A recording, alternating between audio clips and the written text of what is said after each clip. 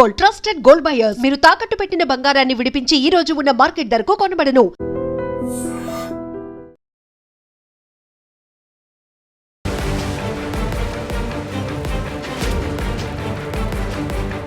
December రాగానే చిన్న దగ్గర నుంచి వెళ్ళి పెద్దవారు ప్రతి ఒక్కరు కూడా ఆకాశంలో గాలిపటాన్ని ఎగిరేయాలని చెప్పేసి చాలా ఇంట్రెస్ట్ చూపిస్తూ ఉంటారు.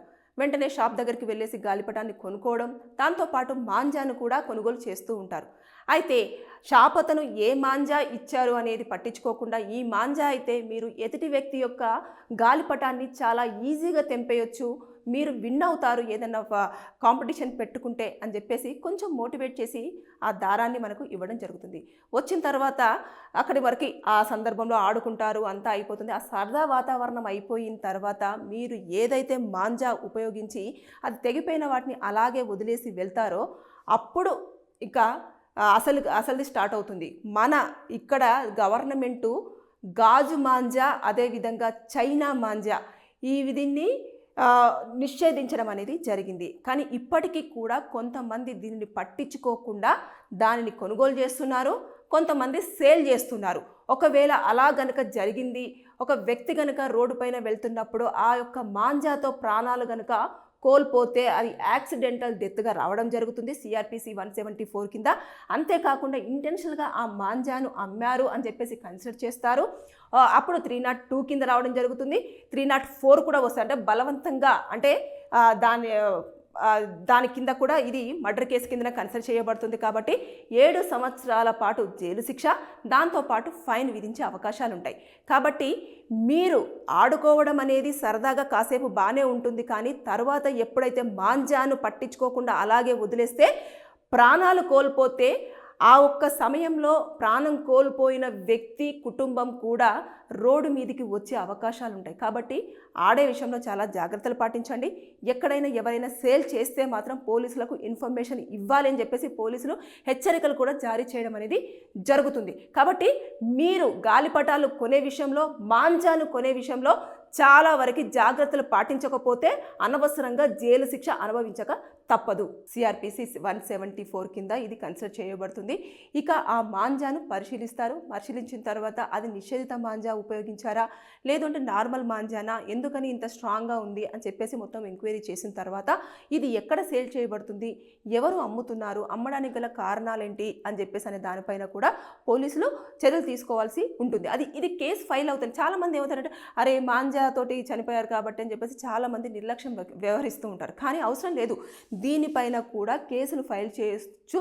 కేసులు ఫైల్ చేసిన తర్వాత ఎవరైతే మాంజా అమ్మారో, నిర్లక్ష్యంగా ఎవరైతే మాంజాని వదిలేశారో వారిపైన కేసులు ఫైల్ చేస్తే మినిమం 7 సంవత్సరాల పాటు జైలు శిక్ష, దాంతోపాటు ఫైన్ విధించే అవకాశాలు ఉంటాయి.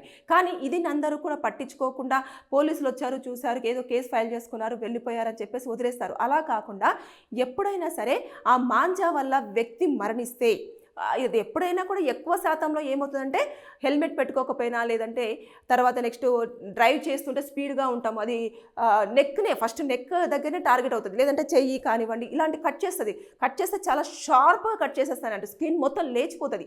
అలాంటివి కొన్ని సందర్భాలు ఏమిటంటే ఇలా తెగగానే రక్తం వచ్చేస్తుంది కదని చెప్పేసి వాళ్ళు బండిని వదిలేసి ఇంకా స్పీడ్గా వెళ్ళేసి ముందు ఉన్న వాటికి డాష్ ఇచ్చుకొని కింద పడిపోవడం, అలా యాక్సిడెంట్ ముందు వాటికి అవ్వడం ఇలాంటివి చూస్తూ ఉంటాం కదా. ఇవన్నీ కూడా చోటు చేసుకోవడానికి కారణం ఏంటంటే ఇప్పుడు సరదాగా, ఇప్పుడు సంక్రాంతి వస్తుంది కాబట్టి మనం చూస్తుంటే ప్రతి ఒక్క గల్లీలో కూడా పిల్లలు ఆ దారాలు పట్టేసుకొని గాలిపటాలు ఎగిరేస్తున్నారు. అదేవిధంగా డాబాల పైకి వెళ్ళేసి మరి గాలిపటాలు ఎగిరేస్తూ ఉన్నారు. ఎప్పుడైతే వీళ్ళు ఒక గాలిపటాన్ని ఇంకొక గాలిపటం తెంపిన తర్వాత దారాలు కింద పడిపోతాయి, వేలాడుతూ ఉంటాయి, కానీ దాన్ని ఎవ్వరు పట్టించుకోరు. అంటే బేసిక్గా జిహెచ్ఎంసీకి సంబంధించిన వాళ్ళు ఎవరైతే ఉంటారో ఈ చెత్త ఎత్తే వాళ్ళు కానివ్వండి, వాళ్ళు ఏం చేయాలంటే వాళ్ళకి ఇన్స్ట్రక్షన్స్ ఇవ్వాలి. ఏమైనా గాలిపటాలకు సంబంధించిన థ్రెడ్స్ అక్కడ కనిపిస్తే మీరు దీంతో కట్ చేసి వాటిని తీసేయండి అని చెప్పేసి వారికి సూచించాల్సి ఉంటుంది. కానీ అధికారులు ఏం చేస్తారంటే ఏదో లైట్ తీసుకుంటూ ఉంటారు. కాకపోతే మీరు గనక ఒకవేళ అక్కడ మాంజా వల్ల గనక ఒక వ్యక్తి రోడ్డు పైన యాక్సిడెంటల్గా చనిపోతే యాక్సిడెంటల్ డెత్గా కన్సిడర్ చేయబడుతుంది. ఇక ఎవరైనా ఉద్దేశపూర్వకంగా నిషేధించిన మాంజాలను సేల్ చేయడము ఒకవేళ చేశారు అనుకోండి, అది ఉద్దేశపూర్వకంగానే మర్డర్ చేసిన కిందనే కన్సిడర్ చేయబడుతుంది. అప్పుడు 302 కింద శిక్ష ఎఫ్ఐఆర్ అవుతుంది. దాని ప్రకారంగా 7 సంవత్సరాల పాటు జైలు శిక్ష విధిస్తారు. దాంట్లోనే ఫైన్ విధించే అవకాశాలు ఉంటాయి. కొన్నిసార్లు సపరేట్గా ఉండొచ్చు, కొన్నిసార్లు రెండు కలిపి కూడా విధించే అవకాశాలు ఉంటాయి పనిష్మెంట్ కింద. అయితే ఇంకపోతే ఇందులో వచ్చేసి 304 వస్తుంది, అదేవిధంగా 336 వస్తుంది, 337 వస్తుంది, 338 వస్తుంది. ఈ ఐపీసీ సెక్షన్స్ అన్నీ కూడా అట్రాక్ట్ అయ్యే ఛాన్సెస్ ఉంటాయి. దీని నుంచి మనము అక్కడ ఉన్న దాన్ని బట్టి, ఆ సిచ్యువేషన్ను బట్టి కూడా పోలీసులు కన్సల్ట్ చేసేసుకుంటారు. దాన్ని ఎప్పటికప్పుడు కూడా ఆ ఫ్యామిలీ మెంబర్స్ ఎవరైతే ఉంటారో వారు అడిగి కనుక్కోవాల్సిన పరిస్థితి ఉంది. అంటే ఏం బాబు మనం ఏం చేద్దాం, దారం తెగేసింది చనిపోయింది అంటే కుదరద్దు. దానికి సంబంధించిన ఇన్సూరెన్స్ కూడా వచ్చే అవకాశాలు ఉంటాయి. అతను ఇంటెన్షన్గా నిర్లక్ష్యంగా చనిపోలేదు. అధికారులు ఏదైతే నిషేధించారో ఆ మాంజా, గాజు మాంజా లేదంటే చైనా మాంజా అని చెప్పేసి అంటారు, ఆ మాంజాను ఉపయోగించిన తర్వాత అది దానివల్లనే నెక్ కట్ అయిపోయి చనిపోవడం అనేది జరిగింది. కాబట్టి ఎట్టి పరిస్థితుల్లో ఇది ప్రభుత్వమే చర్యలు తీసుకోవాల్సి ఉంటుంది. ప్రభుత్వం ఖచ్చితంగా దీనిపైన రెస్పాండ్ అవ్వాల్సిన అవసరం ఉంటుంది. దాంతోపాటు ఇన్సూరెన్స్ కూడా తీసుకునే ఛాన్సెస్ ఉంటాయి. గవర్నమెంట్ తరపు నుంచి ఇన్సూరెన్స్ వస్తుంది. అదేవిధంగా పర్సన్ కనుక ఇన్సూరెన్స్ చేసి పెట్టుకుంటే మాత్రం అది కూడా క్లెయిమ్ అయ్యే అవకాశాలు ఉంటుంది. ఇదంతా కూడా న్యాచురల్గా జరిగిన అంటే మనము ఏదైనా సరే కానీ అన్ఎక్స్పెక్టెడ్గా అతను ఏదో వర్క్ మీద వెళ్తూ ఉన్న సందర్భంలో రోడ్డు మీద వచ్చిన ఒక దారము వల్ల ఆ పర్సన్ చనిపోవడం జరిగింది. కాబట్టి దాని కింద కూడా దాన్ని మనము కరెక్ట్గా ప్రజెంట్ చేయాలన్నట్టు. అక్కడ జరిగిన ఫొటోస్ అన్నీ కూడా క్యాప్చర్ చేసుకోవాలి, వీడియోస్ తీసుకోవాలి. ఆ పర్సన్ ఎలా వచ్చాడు అనేది రాంగ్ వేలో వచ్చాడా లేదంటే కరెక్ట్ వేలోనే రావడం జరిగిందా, ఎదుటి పర్సన్ ఎవరైనా తీసుకొచ్చేసారా లేదా అంటే ఇలా వెళ్తే బాగుంటుంది అని చెప్పేసి ఇంటెన్షన్గా చెప్పడం జరిగిందా, ఇవన్నీ కూడా చూస్తారు.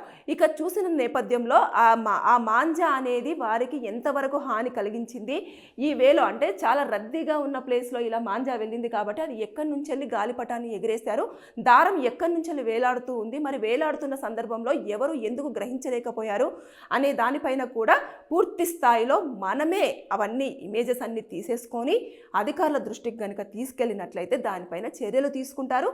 కొంచెము ఏదైతే పర్సన్ అయితే చనిపోయిన పర్సన్ని మనం తీసుకురాలేకపోవచ్చు, కానీ ఎవరైతే కుటుంబ సభ్యులు ఉన్నారో వారికి ఎంతో కొంత నష్టపరిహారం అయితే అందించే అవకాశాలు ఉంటాయి.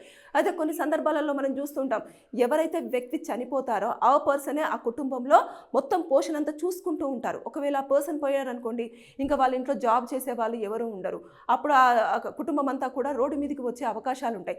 కాబట్టి నేను చెప్పేది ఏంటంటే ఈ వీడియోలో ఆడండి, అదొక సరదా ఆట, నవ్వుతూ తురులుతూ మంచిగా ఆడుకోండి. కానీ ఎప్పుడైతే నిర్లక్ష్యంగా దారాలు తెగిపోయి కింద పడిపోతాయో దాన్ని తీసి పక్కన పడేసే అవకాశాలు చూడండి. లేదంటే తాగిపోయిన దారము కనుక మీకు దొరికినట్లయితే దాన్ని తీసుకొచ్చేసి కాల్ చేయండి, లేదంటే ఎక్కడైనా చోట పడేసేయండి. అంతే తప్పించి మాకు అసలు ఎందుకు లేండి అని చెప్పేసి కనుక మీరు అది చూసి చూడనట్టు నిర్లక్ష్యంగా వ్యవహరించారు అంటే మీ యొక్క నిర్లక్ష్యము ఒక ప్రాణం పోయే అవకాశానికి దారితీసే ఛాన్స్ ఉంటుంది.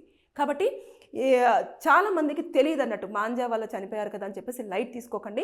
దీనిపైన కేసులు ఉన్నాయి, అదేవిధంగా వారికి పనిష్మెంట్ పడే అవకాశాలు ఉంటాయి. చాలా సెక్షన్స్ కూడా అట్రాక్ట్ అవుతాయి. అక్కడ జరిగిన ఇన్సిడెంట్ని బట్టేసి ఆ యొక్క పరిస్థితిని బట్టేసి మొత్తం కూడా మనం కన్సిడర్ చేసేసుకుంటే దానిని కనుక ప్రభుత్వం దృష్టికి తీసుకువెళ్తే అక్కడి నుంచి కూడా కొంచెం న్యాయం జరిగే ఛాన్సెస్ ఉంటాయి. ఇన్ని ఫెసిలిటీస్ ఉన్నా కూడా ఎవరు కూడా పట్టించుకోరు. అంటే ఇంకా బండి మీద వెళ్తుంటే ఏదో మాంజా తగింది చనిపోయారు అని చెప్పేసి చాలా సింపుల్గా చెప్తుంటారు. కానీ దాంట్లో ఇన్డెప్త్గా కూడా కేసులు అట్రాక్ట్ అవుతాయి. కాబట్టి ఇది ఎవరికి కూడా తెలియదు. చెప్తున్నాను కదా, మాంజా ఉపయోగించడం వల్ల నిషేధించిన మాంజాని కనుక వాడినట్లయితే మీరు కూడా పనిష్మెంట్ తీసుకోవాల్సి ఉంటుంది. అదేవిధంగా అమ్మిన వాళ్ళు కూడా పనిష్మెంట్ తీసుకోవాల్సి ఉంటుంది. ఇకపోతే ఒకవేళ మనిషి కనుక చనిపోతే ఆ ప్లేస్లో ఎవరైతే ఆ రోజు ఆడారో సీసీ కెమెరా ఫుటేజ్ చూసిన తర్వాత అంత నిర్లక్ష్యంగా ఆడేసి దారాన్ని అలా వదిలేయడం ఏంటి అని చెప్పేసి వారు ఒక స్టేట్మెంట్ తీసుకోవడం జరుగుతుంది. అంటే ఇంకా పలు కోణాల నుంచి మనం కేసును చాలా గట్టిగా పట్టుకున్నాము అంటే వారు ప్రతిదీ ఎంక్వైరీ చేయాల్సి ఉంటుంది. అలా కాకుండా బాబు మనం ఏం చేయగలము అని చెప్పేసి కనుక పోలీసులు అంటే మీరు లైట్ తీసుకుంటే ఆ కేసు లైట్గానే వెళ్ళిపోతుంది. కాబట్టి అది యాక్సిడెంటల్ డెత్గానే కన్సిడర్ చేయబడుతుంది. కాబట్టి సిఆర్పిసి 174 కింద ఇది రావడం జరుగుతుంది.